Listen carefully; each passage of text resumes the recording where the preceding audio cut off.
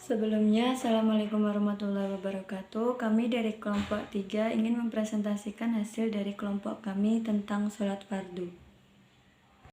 Anggota kami terdiri dari saya, Wahyuni dengan NIM 215221246.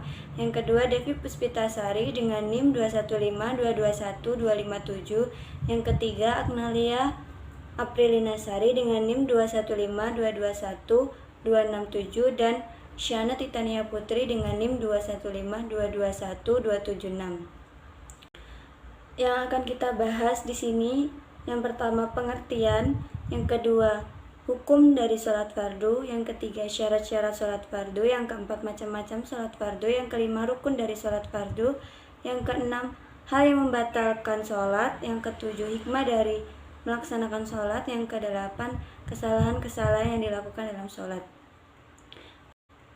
Pertama, saya akan membahas tentang pengertian sholat fardu dan hukumnya, di mana pengertian sholat fardu dalam bahasa Arab yaitu as-sholah. Sholat dalam bahasa atau etimologi berarti doa, sedangkan dalam terminologi atau istilah, para ahli fikih mengatakan secara lahiriah dan hakiki. Di mana secara lahiriah, sholat berarti ucapan atau tindakan yang dilakukan dimulai dari takbir dan diakhiri dengan salam, dan dilakukan dengan syarat-syarat yang telah ditentukan. Sedangkan secara hakiki adalah berhadapan dengan jiwa hati kepada Allah yang secara mendatangkan rasa takut dan menumbuhkan di dalam jiwa rasa kebesarannya akan mendohirkannya hajat dan keperluan kita kepada Allah yang kita sembah dengan perkataan dan pekerjaan atau kedua-keduanya. Hal tersebut dijelaskan dalam surat Ankabut ayat 45 yang memiliki arti, bacalah apa yang telah diwahyukan kepadamu, yaitu Alkitab atau Al-Quran, dan dirikanlah sholat. Sesungguhnya sholat itu mencegah dari perbuatan-perbuatan yang keji dan mungkar. Dan sesungguhnya mengingat Allah, sholat adalah lebih besar keutamaannya dari ibadat-ibadat lainnya. Dan Allah mengetahui apa yang kamu kerjakan. Sedangkan hukum dari sholat fardu, yakni wajib atau fardu ain, yang dilaksanakan oleh setiap muslim atau muslimah yang telah menginjak dewasa atau pubertas, kecuali berhalangan karena sebab tertentu. Sholat diisyaratkan pada malam Isra Mi'raj. Hukumnya juga fardu ain bagi setiap orang muslim yang mukallaf, yang ditetapkan dengan dalil Al-Quran, Sunnah, dan Ijma'. Ayat Al-Quran yang berhubungan dengan sholat antara lain Quran Surat Al-Bayyinah ayat 5, yang berarti padahal mereka tidak diperintah melainkan supaya mereka menyembah Allah dengan mengikhlaskan diri karenanya dengan menjauhi kesesatan, dan supaya mereka mendirikan sholat dan memberi zakat, karena yang demikian itulah yang lurus. Syarat menjalankan sholat. Syarat wajib yang pertama yaitu beragama Islam. Baik pria maupun wanita yang beragama Islam wajib melaksanakan sholat, sedangkan tidak diwajibkan bagi orang kafir. Dengan kata lain, orang kafir tidak dituntut untuk melaksanakan sholat, namun mereka akan permanen mendapat sanksi pada akhirat. Tetapi bagi orang kafir yang kemudian masuk Islam tidak diwajibkan membayar sholat yang ditinggalkannya selama dia masih kafir. Yang kedua yaitu sudah balik. Anak kecil yang sudah balik tidak diwajibkan melaksanakan sholat berdasarkan sabda Nabi Muhammad SAW yang artinya Ali radhiyallahu anha bahwa Nabi Muhammad SAW berkata, diangkatkan pena atau tidak ditulis dosa dalam 3 perkara, yaitu orang gila yang akalnya tidak berperan sampai ia sembuh, orang tidur sampai ia bangun, dan dari anak-anak sampai dia balik. Hadis riwayat Ahmad, Abu Daud, dan Al-Hakim. Yang ketiga yaitu berakal. Yang keempat suci dari hadas, haid, atau nifas. Dua yaitu syarat sah menjalankan sholat. Yang pertama mengetahui waktu sholat. 2 suci dari hadas besar dan kecil. 3 suci dari najis. 4 menutup aurat. 5 menghadap kiblat. 6. Tertib. 7. Meninggalkan berbicara dengan sengaja. 8. Meninggalkan gerak berlebihan selain gerakan sholat. 9. Tidak makan dan minum saat sholat. Kemudian macam-macam sholat fardu. Yang pertama yaitu sholat zuhur, yang kedua sholat asar, yang ketiga sholat maghrib, yang keempat sholat isya, dan yang kelima yaitu sholat subuh. Selanjutnya adalah rukun sholat fardu. Rukun adalah faktor esensial yang membangun suatu perbuatan, aturan, dan ketiadaannya membatalkan perbuatan atau aturan tersebut. Rukun pada sholat fardu yaitu yang pertama, niat. Niat sholat artinya bermaksud mengerjakan sholat dengan menentukan macam sholat yang akan dilakukan. Misalnya sholat asar, subuh, zuhur, dan lain sebagainya. Begitu pula sholat yang akan dilakukan wajib atau sunnah. Yang kedua yaitu berdiri dengan sikap sempurna bagi yang mampu. Bagi orang yang mampu berdiri, maka wajib hukumnya untuk berdiri. Terkhusus juga dalam sholat fardu. Allah Subhanahu wa Ta'ala berfirman, Bismillahirrahmanirrahim. Hafidhu ala sholawati wa sholawati al-wusta wa qumu lillahi qanitin. Yang artinya, pelihara segala sholatmu dan sholat wusta, berdiri untuk Allah dalam sholatmu dengan khusyuk. Quran Surat Al-Baqarah ayat 238. Yang ketiga adalah takbiratul ihram. Takbiratul ihram adalah ucapan takbir atau Allahu Akbar yang diucapkan ketika memulai sholat. Sebagaimana hadis Rasulullah SAW. Bismillahirrahmanirrahim. Miftahus sholati ala tahuru wa tahrimuha atakbiru wa tahililuha atashlimu. Yang artinya Nabi SAW bersabda, kunci sholat itu bersuci. Pembukaannya membaca takbir dan penutupnya ialah memberi salam. Hadis riwayat Ibnu Majah dan dinyatakan oleh Ibnu Khuzaimah dan Ibnu Hibban. Yang keempat adalah membaca surah Al-Fatihah. Membaca Al-Fatihah dalam sholat hukumnya wajib, sesuai dengan hadis dari Ubaidah bin Samit radhiyallahu anhu. Bismillahirrahmanirrahim. La sholata liman lam yaqra bi Fatihati al-Kitab. Yang artinya, tidak ada sholat bagi orang yang tidak membaca Fatihul Kitab. Hadis riwayat jamaah. Yang kelima adalah ruku dengan tumakninah. Ruku terlaksana dengan membungkukkan tubuh dan kedua tangan mencapai lutut, sedangkan kaki berdiri dengan tegak dan mata memandang ke arah tempat sujud, sehingga leher dengan tulang punggung benar-benar lurus 90 derajat. Yang keenam adalah iktidal atau bangkit dari ruku dan berdiri tegak dengan tumakninah. Sesuai hadis Rasulullah SAW dari Aisyah yang mengatakan, Bismillahirrahmanirrahim, summarka hatta tatma'inna raki'an. Yang artinya, kemudian bangunlah hingga engkau tumakninah di dalam berdiri iktidal tersebut. Hadis riwayat Bukhari dan Muslim. Yang ketujuh, sujud dengan tumakninah. Sujud merupakan rukun setiap rakaat baik sholat fardu maupun sholat sunnah. Diriwayatkan dari Ibnu Abbas, Bismillahirrahmanirrahim. La sholata liman la yushibbu anfahu minal ardi ma yushibbu ala jabin. Yang artinya, tidak sempurna sholat seseorang yang tidak menempelkan hidungnya ke tanah ketika sujud, seperti ia menempelkan dahinya ke lantai. Yang kedelapan adalah duduk di antara dua sujud. Yang ke-9 adalah duduk tasyahud akhir. Yang ke-10 membaca sholawat. Yang ke-11 salam. Dan yang terakhir adalah tertib. Selanjutnya kami akan membahas mengenai hal-hal yang membatalkan sholat fardu. Yang pertama adalah sengaja meninggalkan atau memutuskan salah satu rukun sholat sebelum sholat itu sempurna. Yang kedua, meninggalkan salah satu syarat sholat. Yang ketiga, sengaja berbicara atau mengobrol dengan orang lain saat masih melaksanakan sholat. Yang keempat, banyak menggerakkan anggota tubuh yang tidak termasuk dalam rukun sholat, seperti menggaruk badan ketika gatal, bergurau dengan teman, dan lain sebagainya. Yang kelima, makan atau minum di saat masih sholat. Yang keenam, terbuka dan terlihatnya aurat. Misalnya, mukena yang dikenakan itu transparan warnanya, lebih ke arah menerawang ke baju yang kita pakai. Misal, baju itu pendek, tentu saja tangan kita pasti tetap akan nampak. Yang ketujuh, seseorang yang secara sadar atau tidak saat melakukan sholat membelakangi kiblat. Yang kedelapan, tertawa terbahak-bahak. Yang kesembilan, terkena hadas baik itu hadas kecil maupun besar, di mana hadas yang didapati itu baru saja. Yang kesepuluh, murtad.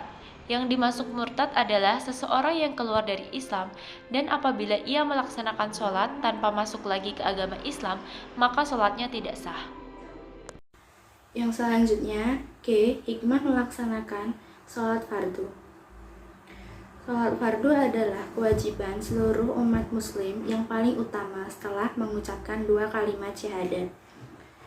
Dan sholat itu juga merupakan pembeda antara umat muslim dan non-muslim.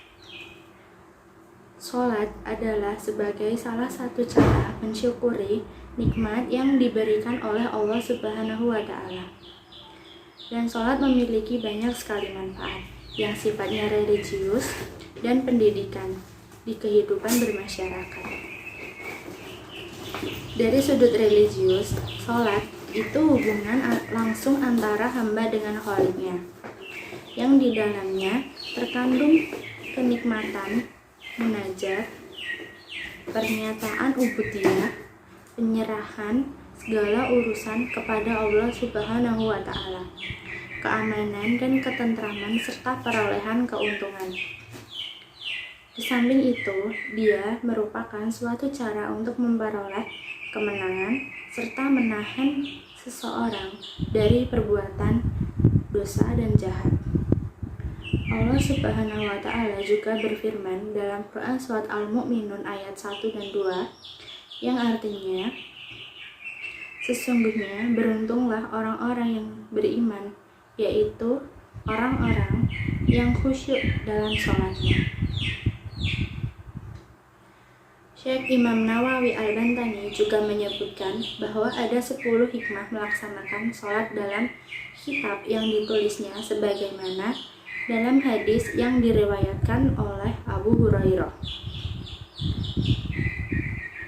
Yang pertama, dapat membuat wajah tampak cerah seperti yang kita semua ketahui. Jika sebelum melaksanakan sholat tentunya kita akan melaksanakan wudhu atau bersuci. Secara lahir, berwudhu akan membersihkan wajah kita dari debu dan kotoran yang menempel. Orang yang melaksanakan tata cara sholat dengan khusyuk, maka wajahnya akan terlihat bersinar. 2. Menerangi hati. Seseorang yang melaksanakan sholat tentunya hatinya akan merasakan diterangi oleh cahaya jika kita fokus mengingat Allah Subhanahu wa Ta'ala. Yang ketiga, membuat badan terasa sehat.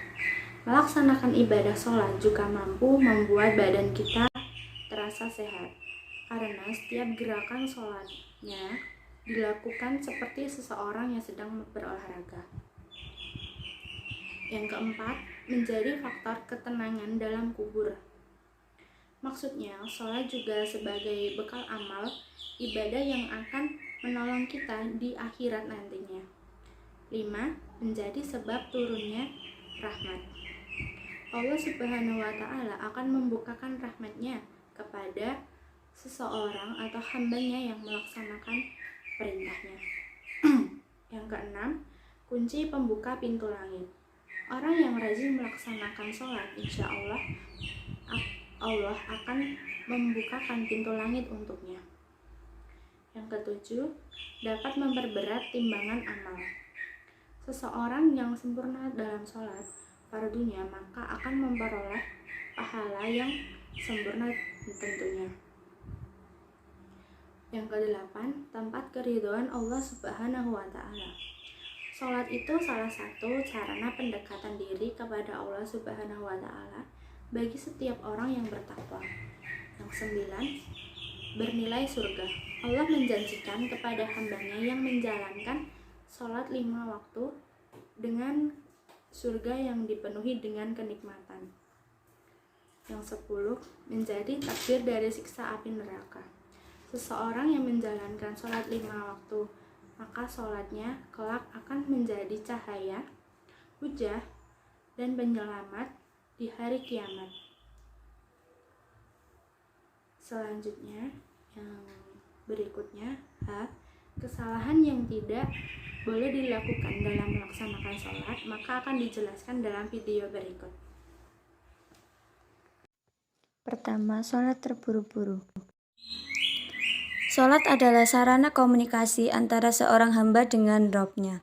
Nabi SAW bersabda, sesungguhnya apabila salah seorang menunaikan salat, maka dia sedang bermunajat atau berbisik kepada Rabb-Nya. Karena itu, sangat perlu kita melaksanakan sholat dengan penuh ketenangan dan tidak terburu-buru. Boleh saja kita mempercepat sholat jika ada hajat yang mendesak. Namun, tetap harus melengkapi segala rukun yang diwajibkan, baik tumaknina atau bacaan-bacaan lain. Karena Nabi sangat tidak menyukai seseorang yang sholatnya tergesa-gesa. Bahkan, Nabi pernah meminta seorang sahabat untuk mengulang sholatnya karena rukunnya belum sempurna. Kedua, sujud menyerupai hewan. Dari Anas bin Malik dari Nabi SAW, beliau bersabda, seimbanglah di dalam sujud dan janganlah seseorang dari kamu menghamparkan kedua lengannya sebagaimana terhamparnya kaki anjing. Hadis riwayat Al-Bukhari. Dari Anas bin Malik dari Nabi Muhammad SAW, beliau bersabda, tegakkanlah tangan atau siku ketika sujud, janganlah salah seorang dari kalian meletakkan kedua lengannya ke tanah seperti duduknya anjing atau kaki menempel di tanah. Muttafaqun alaih. Sujud yang benar adalah sujud yang 7 anggota badannya menempel pada lantai, yaitu kening, kedua telapak tangan, kedua lutut, dan kedua telapak kaki atau ujung kaki. Dalam kitab At-Targhib wa Tarhib menuliskan hadis Rasulullah SAW yang diriwayatkan Imam Daruqutni. Rasulullah SAW bersabda, sujud itu pada kening dan kedua telapak tangan dan kedua lutut dan kedua ujung kaki. Barang siapa tidak menempatkan dari anggota sujud itu ke bumi atau tempat sujud, maka Allah akan membakarnya di api neraka. Ketiga, terlalu banyak melakukan pergerakan yang tidak penting. Imam Ibnu Al-Utsaimin menjelaskan, melakukan gerakan selain bagian dari sholat bisa membatalkan sholat. Contohnya yaitu sering dilakukan, bukan bagian dari gerakan sholat, tidak ada kebutuhan mendesak, dan berturut-turut dilakukan. Imam Syafi'i menyatakan, banyak bergerak dalam sholat, maka hukumnya batal. Imam Maliki, Hambali, dan Hanafi, serta Nawawi juga menyetujui pendapat tersebut. Tetapi, jika gerakan tersebut dilakukan secara berselang-seling, membuat sholat tidak batal, seperti melakukan gerakan 3 kali pada rakaat pertama, kemudian melakukan gerakan dan jumlah yang sama di rakaat selanjutnya. Walau di total banyak gerakan yang dilakukan, tetapi itu tidak membuat sholat batal. Keempat, mendahului atau membarengi imam. Makmum wajib mengikuti gerakan imam dalam sholat dan tidak boleh mendahulunya dalam semua gerakan, baik takbir, rukuk, sujud, dan lain sebagainya. Sebagaimana yang disebutkan dalam hadis, yang berarti, sesungguhnya imam itu untuk diikuti, maka jangan menyelisihinya. Apabila ia takbir, maka takbirlah, dan apabila rukuk, maka rukuklah, dan apabila ia mengucap Sami Allahu liman hamidah, maka ucapkan Rabbana walakal hamdu, dan apabila ia sujud, maka sujudlah kalian. Muttafaq alaih. Yang kelima, terlalu terlambat dengan imam. Dijelaskan bahwa imam rukuk dan makmum masih dalam keadaan berdiri, lalu imam bangkit dari rukuk atau i'tidal, baru kemudian makmum rukuk, atau bahkan setelah imam sujud baru kemudian makmum rukuk. Hal ini ada beberapa keadaan. Keadaan pertama, jika keterlambatan tersebut dikarenakan kesengajaan dan kesadaran. Secara global, ulama berselisih menjadi 2 pendapat. Pertama, jika ia terlambat dari mengikuti imam dengan satu rukun dengan sengaja, maka sholatnya batal. Kemudian kedua, jika terlambat dari mengikuti imam hanya satu rukun, maka tidak membatalkan sholatnya. Akan tetapi, jika terlambat dalam mengikuti imam pada 2 rukun, maka batal. Keenam, pandangan tidak mengarah ke tempat sujud. Melihat ke tempat sujud adalah sunnah dalam sholat. Hal ini berdasarkan pada hadis Rasulullah. Rasulullah masuk Ka'bah untuk mengerjakan sholat dalam keadaan pandangan beliau tidak meninggalkan tempat sujudnya, atau terus mengarah ke tempat sujud sampai beliau keluar dari Ka'bah. Di mana Budiman Mustafa mengatakan dalam bukunya bahwa jika seseorang hanya sekedar melihat ke kanan dan ke kiri dalam sholat karena ada sesuatu, maka itu tidak akan membatalkan sholat. Tetapi kalau sudah menengok dan menggerakkan leher menuju arah tertentu sehingga posisi leher berubah, maka hal itu harus dijauhi. Untuk mengendalikan penglihatan kita saat sholat sangat disarankan agar kita konsentrasi dengan melihat ke tempat sujud. Di video selanjutnya, kami akan memberikan contoh tata cara sholat yang benar.